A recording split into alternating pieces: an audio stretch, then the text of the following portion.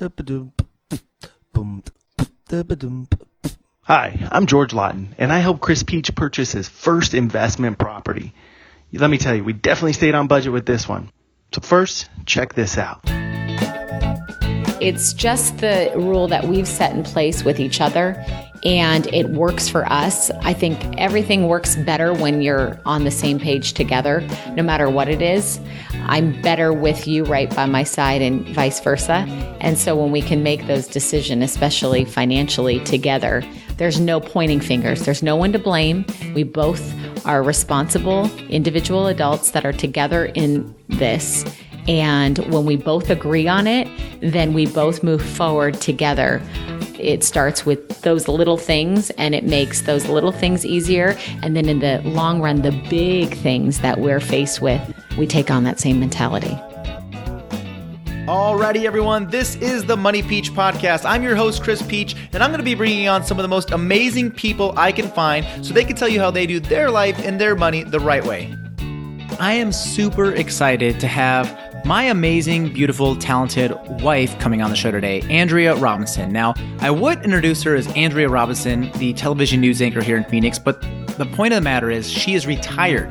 Last week on Wednesday, she said farewell after 15 years of being on local television, and it has been just an incredible celebration for the last week. We're kind of coming to reality now, but the number one question we keep getting from our friends, family, neighbors, or anyone for that matter is, how is this possible? How are you walking away from your income? Are you scared? We're going to address all those things and also talk about our top 5 reasons why we were able to set up our lives so we could walk away from this income, still survive, and not just survive, but thrive. So without further ado, let me bring on my amazing, most beautiful, talented wife, Andrea Robinson. So today's a pretty special day for me on the Money Peach Podcast. For those of you that do not know, I don't think I share this very often, but every once in a while I do mention it, that my wife, Andrea, for the past 14 years has been on television here in the Phoenix area. She's been one of the news anchors here. And so that's been our life. She's gotten up every day at 2:30 in the morning, and we've had 2 kids, trying to figure out how to juggle them. I'm still a full-time firefighter, and then we have Money Peach as well. So I feel like I have these 2 careers. She has this career as a television news anchor, and it's been crazy for the last 14, 15 years, especially, as you could imagine, having kids. We almost became roommates walking by in the middle of the night. A little over a year ago, we had made the decision that this might be it. We might be packing up the career in television news. And so I'm proud to say, or I'm very happy to say, I'm proud to say that we are 1 week now post-retirement of Andrea. And so the reason why I wanted Andrea to come on the show today is people are excited for us, which, hey, thank you very much, right? Mama gets to come home and hang out with husband and the kids, which is amazing. But people then say, but what are you guys going to do for money? How are you going to afford this? Your wife obviously did pretty well, and now she just wiped out her income. So we're going to jump into that today because I think that's very, very important. But first of all, let me bring on and introduce you to my wonderful, beautiful wife. We'll have pictures in the show notes so you guys can actually see how beautiful she is, but bring on Andrea Robinson. He totally has to say that now because I'm sitting right next to him. That's a really nice introduction. But yeah, no more roommates, no more 2 ships passing in the night. Here we are. It's Wednesday. It's noon. I'm sitting in your office. And we're doing this. Our office now. Well, yeah. Okay. Our office. Yeah, he gave me a corner cubby, so we'll see. We'll see. I probably will have to pay him rent, but we'll make my way in here. I'm sure we can figure something out. So, but the interesting thing here is I think so many people listening can relate to our story. And I think, sometimes I hear people say like, oh, it's so crazy your wife was on television and, what is that like? Okay, so that part is a little weird, right? Like everywhere we go, people are like, hey, it's Andrea, but I think what's relatable here is the fact that it's very, very common that 2 people work. And maybe you don't work at a job, but you have so much going on in your life, whoever's staying at home, I hate to say the word stay-at-home mom or dad because really the stay-at-home moms and dads we know don't really stay at home. They're constantly moving. And what it can turn into is your marriage starts off hot and heavy and it turns into almost like roommates, except for on the weekends, right? So Monday through Friday, you're roommates, you're passing through the night. And that was kind of our story, right? We're living off of a, Google Calendar, literally by the hour. We did that for a long time. And it got harder and harder as the kids got older. Sure. When they were babies, it really didn't seem as hard because they stayed put in the house. between one of us, a sitter, in-laws, and so forth. But as they got older, their schedules become a schedule, and they require us having to chauffeur them and be available and be present. And when two people are working very, very grinding hours and jobs that are hard, it becomes really difficult. So basically it's the kid's fault. Right? Yes. Yeah, that's what it is. No, no, we love them so much, but they definitely require more of us now than ever before. So last Wednesday, we're recording this on a Wednesday. It's October 3rd. So the Wednesday before, I was out of town. I flew into town early that morning, and I met you at the news station, and I watched you do your farewell. And my final show. It was amazing. It was an amazing moment. It was overwhelming and wonderful, and it was more than I ever expected. I think everybody was crying. Yeah, I was crying. Yeah. And it's been really receptive here in the Phoenix area. People that watched her every day, very receptive. She let everybody know the choice was made that she needed to be home more for her kids and her husband than for her job. So that sounds wonderful, right? Like, oh, you're so wonderful. But the question I have is, I'm sure there's people out there that maybe are thinking, I would love to stay home with my kids, or I would love to work less, or I don't love my job. I want to do something else. So the question that we've been receiving, this idea of this show all came about, was how in the world are we going to afford this? And are we scared? Well, I think doing anything new should be scary. If not, then I don't think you're trying to grow as much as you're capable of growing. So yeah, am I a little scared? Of course, my routine's completely different. It's turned upside down. I have no idea, the start of the day to the end of the day right now, but I'm going to get my footing, and I'm giving myself grace in finding that. So that part's a little bit scary. As far as the money, I'm not scared. And I'm not, because we have lived a certain way for a very long time now that to wipe away an income, we'll feel it a little bit, but it's not so drastic to the point where we are going to have to start selling everything and the kids, But again, we made this choice to live a certain way 8 years ago. Prior to that, for those of you who are new listeners, I've mentioned this quite a bit on the show, but if you're a new listener, 8 years ago, we were stupid with money. We said yes to everything. We overextended ourselves. For every $100 we made, we spent $125, right? That was our lifestyle. And I think that's pretty normal. It's I think normal in American way of living, for sure. We had great jobs. We had great income. And then we always felt that we deserved everything. Yep. And we truly didn't earn those things that we bought on credit cards and on, the bank's dollar.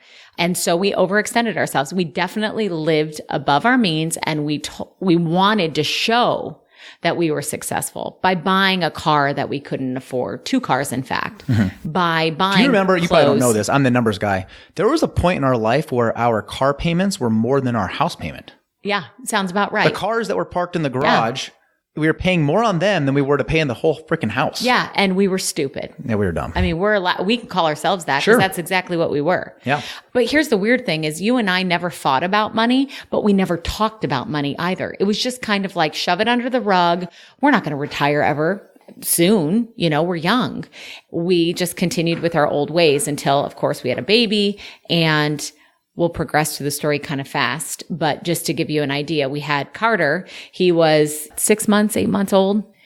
Chris came home one day and was like, we got to change the way we're doing this. And we went broke. We were really broke. Yeah, it sucked. For reals. When you can't buy groceries at a grocery store because your credit cards are declined because you're buying groceries with credit cards, there's a problem. And there wasn't a problem because we couldn't make money. We were making plenty of money. We just could not handle it in a responsible manner. So let's go through then. What did we do? Let's go through maybe the top 5 things that we did to work our way up to be able for you to walk away from a job where your income was very high and just completely walk away and go from, this much income to zero, right? Mm-hmm. What were the measures that we put in place? What were the takeaways that we could share with people that we did that we continue to do every single day? But maybe let's go over the top 5. So I will definitely start off with the budget, which you don't like the word budget. So we call it a cash flow plan, right? Yes. Or a cash flow formula. Sounds fancier. It sounds a lot better, Sounds right? sexier. Yeah. Yeah.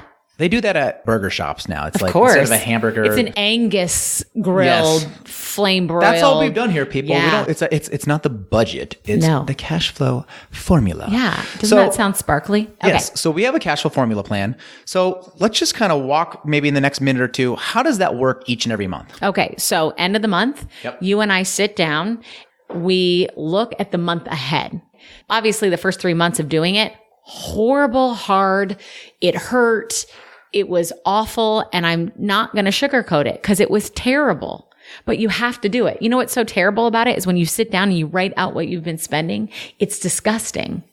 It's like you look at yourself like, I cannot believe I did that. I cannot believe I just went and spent $1,800 this month at Target.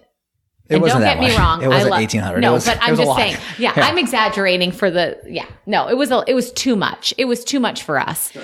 And don't get me wrong. I love me some Target, and I still go there, but I go there with a plan every time.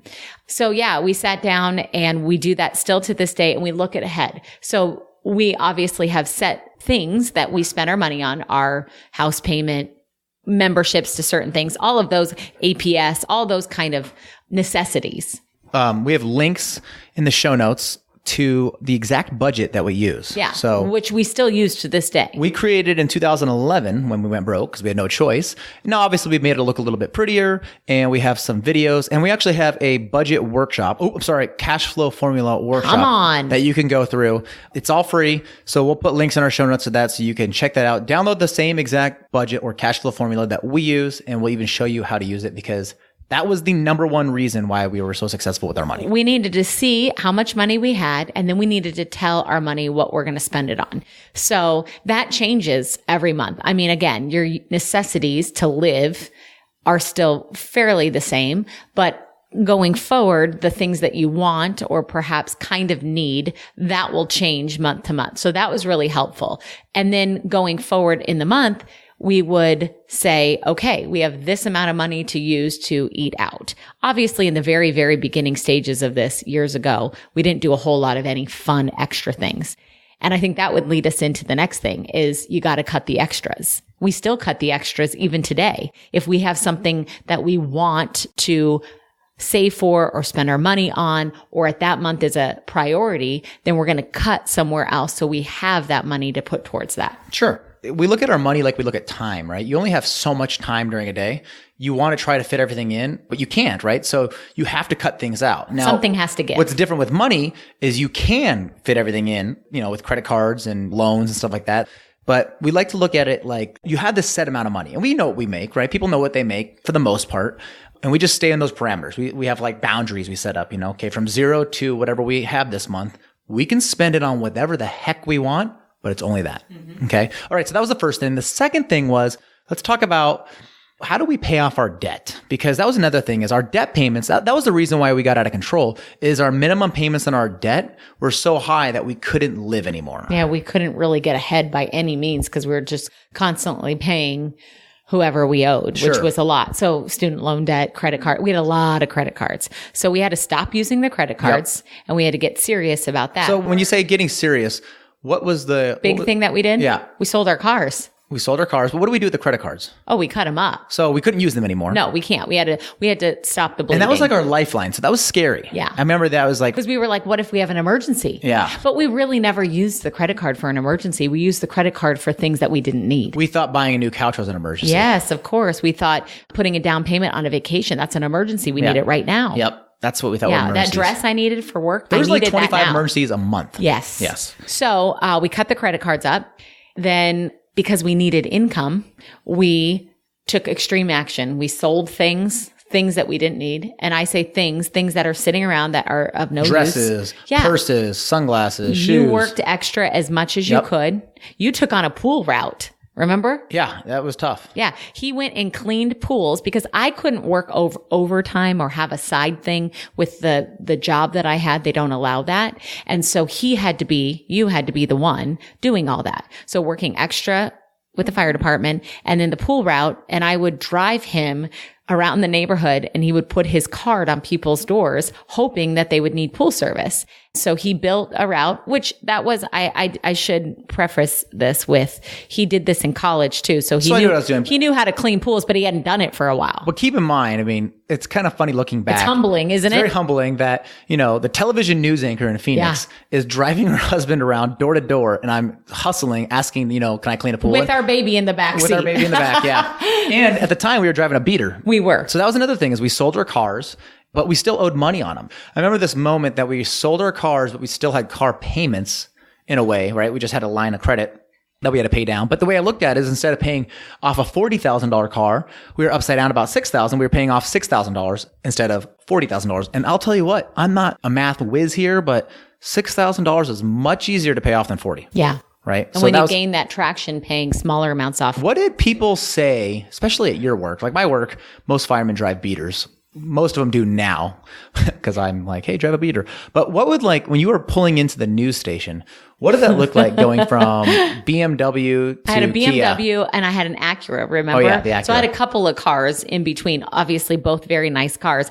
And then we sold those and there we had it. We went and bought a Kia. Nothing wrong with a Kia, but we bought the lowest end one that we could find. I still drive that car to this day. That car is a 2011. It has 161,000 miles on it and it's fine. I love it. It gets me to and from where I need to go. It takes the kids around. I don't care if they spill something on the seat because I can clean it up and it wasn't a $60,000 car that I'm still paying on every month. But it didn't look like you would expect. I pull into this parking lot and it's filled with these beautiful, nice cars, these Mercedes, these Range Rovers, the this, the that. And there I had that car and that was fine. I really came to grips with it's okay. It doesn't make or break me. Okay. So we paid off the debt, still live on a budget. Ooh, my couponing. Remember I did that too. You did some extreme couponing. I did that. Yep. I did ad matching like a boss. You were awesome at that. So I think another thing that helped us be really successful too is we started creating savings goals and savings plans. We didn't just save money to save money. Every dollar we saved had a name. And we did this with sinking funds, we called them. Which are basically like little individual piggy banks. Online piggy banks. And we, again, formed those based on our priorities, what we wanted to save for. So yours may look different than ours did, but we knew we wanted a Christmas fund because Christmas was always a real sore spot for us. We would do like most people did. We'd take the credit card in December and we'd go start buying. And then come January sometime, that bill would come in and we'd be like, oh my gosh, we just spent that on Christmas and it's already almost February. Now we got to pay it off. Yeah. So we would put a little bit every paycheck to the Christmas fund. We still loved a vacation. That's a priority for us. That's how we rest and reset. And we like to experience new things. So we have a vacation fund where we would put a little bit. Now that amount changes over the years based on your income. In the beginning, a trip anywhere away is a trip. So if you just sock $20 a month and whatever you have in a year, that's how you form where you're going to go based on how much you have. Yeah. So the sinking funds helped a lot. Sinking funds helped a lot. Because we were able to allocate money to things and then it's just set and we don't have to think about it again. I remember last year we had this kind of impromptu go down to Southern Arizona and they actually have wineries down there. And I looked in our vacation fund and there was money in there and I just grabbed it out. I'm like, let's go. Yeah. That was never an option in the past. It was like, oh, we got to put it on a credit card and then we got to hustle to pay it off. And so now we're just being more proactive. Another thing I think we did that was humongous was we set up an emergency fund. Yeah. That was one of the harder things to do because when you're saving money for a vacation, that's fun. When you're saving money for Christmas, that's fun. When you're saving money for something fun, right? It's a lot easier. When you're saving money to just sit there in an emergency fund, that's boring, right? Because you're thinking, I could be doing so many cool things with this. Yeah. What if I don't use it? That money's just sitting there. Just sitting there. But what we came to terms with is that emergency fund is like insurance. Yeah. I remember telling you this and you're like, okay, that makes sense. We have homeowners insurance. We have car insurance. We have health insurance. It's there to protect us. It costs us money to protect us in case something goes wrong. And so the emergency costs us money in a way because we could be investing it or doing something cool with it, but instead it just sits there in this checking account. And so the emergency fund sits there. It's in a separate account all by itself, all alone.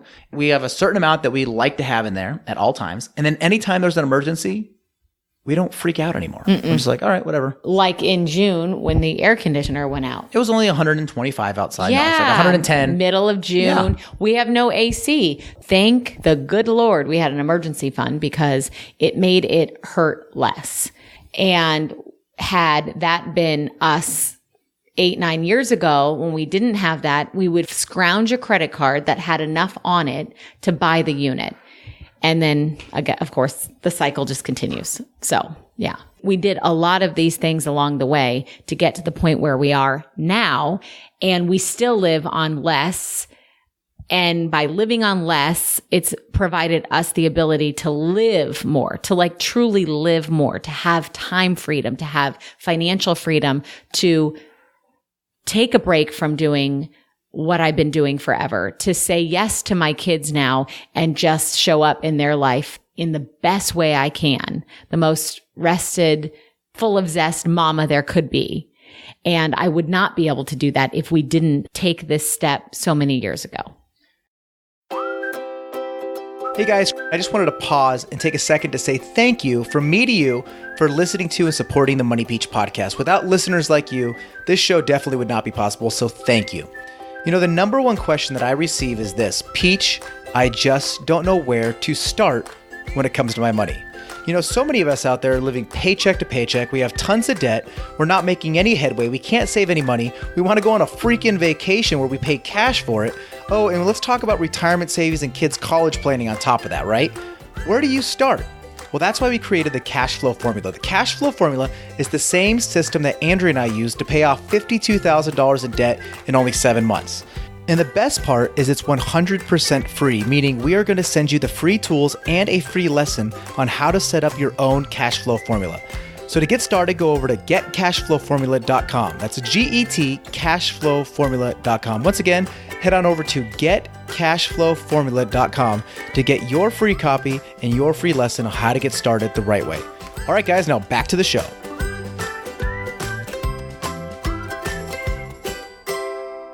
So we went over before. We got on a budget. We paid off our debt. We created those sinking funds, which were really good. Created the emergency fund, which was essential. We've used it probably, I think, since 2011, maybe 4 times. You know, I've had a big roof leak was one. Just like stuff that we didn't plan for, right? But I think the 5th thing, and this might be the most important thing that we've done, and I wanted to end with this one because I want people to remember this one, is putting everything on the same page. We're together on everything. That means if, you know, we have a rule, you know, now, not for groceries, but if it's $100 or more, we have to contact each other and just say, hey, is it cool if I get this or that? And it's not asking for permission. No. It's basically just saying, do you have anything else planned? If you do, let's talk about it, right? Yep. Just so we're always on the same page. There's no, and we have a joint checking account. We don't have anything separate. Everything is in our name for a couple reasons. What I learned is if something ever happened to me, like I'm a fireman, it is a dangerous job. If something happens to me, Andrea needs to be able to know where every dollar is in our life, right? That can't be a mystery if I'm gone, and vice versa. But also the level of trust we have now, I don't ever worry. I never wonder, like, what is she buying? You know, because we're on the exact same page. Now, if she goes to the grocery store and it's $300, she doesn't need to call me because I know. But if it's like Amazon, right? Yeah. You will send a screenshot. Yeah. What do you think about this? Yeah. It's just the rule that we've set in place with each other. It works for us. I think everything works better when you're on the same page together, no matter what it is. I'm better with you right by my side and vice versa. And so when we can make those decisions, especially financially together going forward, there's no pointing fingers. There's no one to blame. We both are responsible individual adults that are together in this. And when we both agree on it, then we both move forward together with that decision. And I think that it starts with those little things and it makes those little things easier. And then in the long run, the big things that we're faced with, we take on that same mentality. Absolutely. And I think it's an important takeaway here is somebody had asked me this one time is, so you guys do everything 50-50. And I almost said yes. And then I stopped and I said, well, you can't really call it 50-50 because in our lives, women cost more than men, right? Like it's just the way it is, right? Like I could buy a pair of jeans for, I don't know, $25. Sure. You cannot. I can get my hair done for $100. You only I go to Spend Sports Clips. $20. Sports Clips, $20. Get the VIP. Yeah. It's not like, we're not like, well, hey, your hair cost $100 and mine cost $20, so I get $80 more than you on my No, next. we don't play that game. It's just the way it is, guys. All right. So you can complain about it if you want, but it is the way it is. Women cost more than men. Yeah, just all right? embrace it. And I think my dad told me that when I was a kid. He said, you better start saving money because if you like girls, they cost a lot of money. He was right again. All right. So now, we've been living this lifestyle. It's just normal for us. It's not hard, right? It's just normal for us. Let me ask you this. Is there ever times where we screw up? Yes, often. So we're not perfect. Not even close to perfect. We still have hiccups. We still have mess ups. We still have months where the budget just didn't seem like it worked out the way we had planned it. Exactly.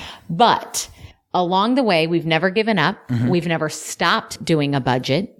And even on the setback months where it seems like we planned great and we told the money where it was going to go, but something came up, because we were still consistent and putting in that effort every month and we didn't regress and we didn't take a step back, we've gotten to every goal that we've set. We have. And sometimes we don't get to They're the goal as fast as we want. Mm-hmm. Sometimes it's like a little bit of a crawl to that goal finish line, but we keep moving forward. Some months, I remember looking back when we were trying to get out of debt, some months felt so heavy and hard. And I'm like, this isn't fun. Everybody's doing things. And here we are. I feel like we have the pedal to the metal and we're not gaining traction. And then all of a sudden, now, today, you step back and you look and you think, no, we are making great traction and we still have so far to go. Mm-hmm. There's so many things ahead of us that we have set in place, just like I hope all of you do. Just because you set a goal, now it's not time to stop and give up. We just keep the next one and the next one. But when you can live like this, it truly gives you the opportunity to live your life on your terms. It's true. So the takeaway today is take action. Take action. Do one thing today that's going to make you better than yesterday. I'm a huge fan of our cash flow formula. Yep. If you just head on over to moneypeach.com and at the very top, there is a free budget button. You click that, you get a free budget. There's also a workshop, which is our budgeting workshop. Cash flow formula workshop. Thank you. And we will walk you through on how to set it all up. So it's not rocket science. It's very simple. We didn't need to do rocket science. We just want to do 5th grade math and it works. And here's the thing. I remember you told me this, and I'll tell you all this too before we let you go.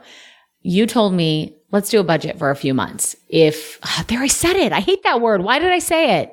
It's on my no say list. That and moist. He did it. I apologize to all of you that hate that word as much as I do. If you don't like it, if in 3 months you haven't seen any progress, you don't like the way you feel, you just don't like it, stop doing it.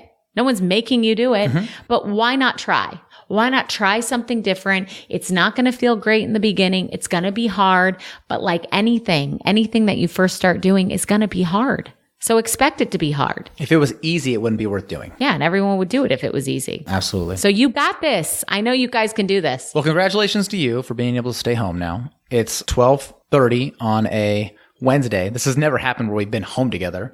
And this is amazing. This is wild to me that you're here. It's really weird. But it's good. It is good. It is very good. So thank you for coming on. Thank you for sharing your story and actually our story. And I hope that whoever's listening to this, if there's anybody out there that's wondering, can I be better with money? Everybody can, right? We can still get better. We're still trying to be better. Yep. Take action. Take action yourself. Don't do it for anybody else but for you. And I promise if you give it 90 days, it is going to be better. 100%. And just like that, we wrap up another amazing episode of the Money Peach podcast. All the show notes, the links, and even our free cash flow formula that we use every single month can be found over at moneypeach.com/session115. That's moneypeach.com/session115. As always, just want to say thank you so much for listening to the show. Have a wonderful week and God bless.